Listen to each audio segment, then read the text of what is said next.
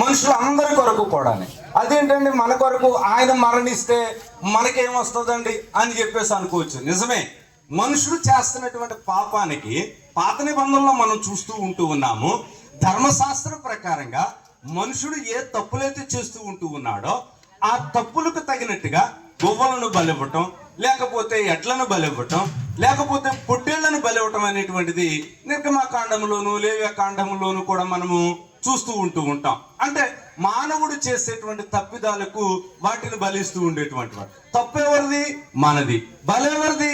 పశువులది, పక్షులది. కానీ ఆ విధంగా జరగకూడదు. తప్పు ఎవరైతే చేశారో ఆ తప్పు చేసినటువంటి ఆ మానవుడు ద్వారానే మరల విమోచన అనేటువంటి జరగాలి అనేటువంటి ఒక ప్రణాళికను దేవుడు కలిగి ఉండి దేవుడు ఏం చేశాడంటే తన కుమారుడైనటువంటి యేసుక్రీస్తుని యొక్క భూమి మీదకి పంపించడం జరిగింది. అందుకే మనందరి కొరకు కూడా ఆయన రక్తాన్ని చిందించడం జరిగింది అన్నమాట. కాబట్టి ఆయన యొక్క రక్తము ద్వారా మనకు పాప విమోచన అనేటువంటిది కలుగుతుంది అనేటువంటి విషయము దైవ గ్రంథం ద్వారా మనం అందరం కూడా అర్థం చేసుకోవలసినటువంటి వారమై ఉన్నాం. అందుకని యోహాను సువార్త 14వ అధ్యాయంలో చూసినటువంటి రీతిగా నేను వెళుతున్నానని చెప్పినటువంటి ఆయన మరల ఏమన్నాడో తెలుసా? నేను ఖచ్చితంగా మరలా మీ దగ్గరికి వస్తాను. ఎప్పుడు వస్తాను? స్థలాన్ని సిద్ధపాటు చేసి నేను వస్తాను.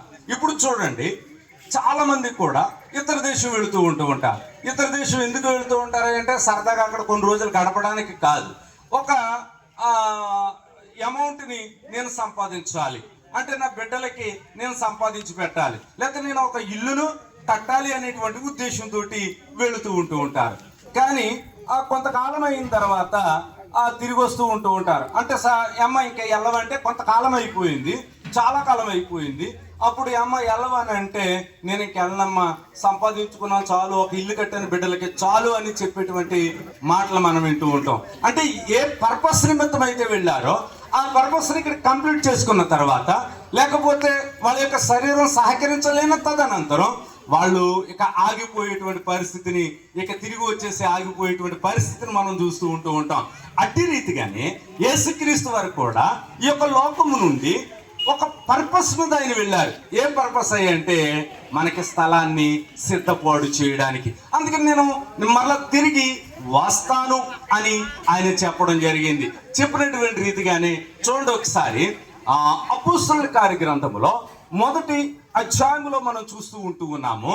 11వ లేఖన భాగములో మనం ఆలోచన చేసినట్లయితే కనుక చూడండి ఒకసారి గమనించండి. గ్రంథం 1వ అధ్యాయం 11వ వచనములో, గలిలయ మనుషులారా, మీరు ఎందుకు నిలిచి ఆకాశం వైపు తీరు చూచుచున్నారు? అంటే యేసుక్రీస్తు వెళ్ళిపోతున్నటువంటి విధానాన్ని వీళ్ళందరూ కూడా అక్కడ చూస్తూ ఉన్నారు.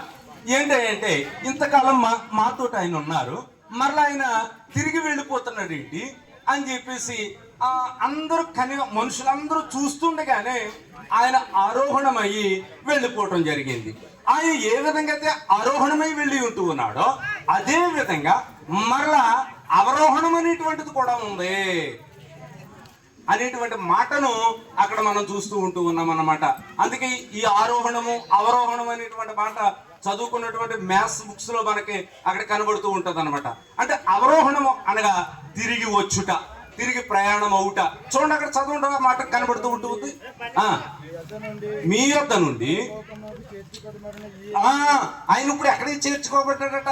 పరలోకానికి చేర్చబడ్డాడు. యోహాను సువార్తలో ఏమని చూసా? ఆయన ఎక్కడికి వెళ్తున్నాడని చెప్తున్నాం? పరలోకములో స్థలాన్ని సిద్ధపాటు చేయడానికి వెళ్తున్నాడు. ఎంతమందికి సిద్ధపాటు చేయడానికి ఆయన వెళ్తూ ఉన్నాడు? అందరికీ కూడా.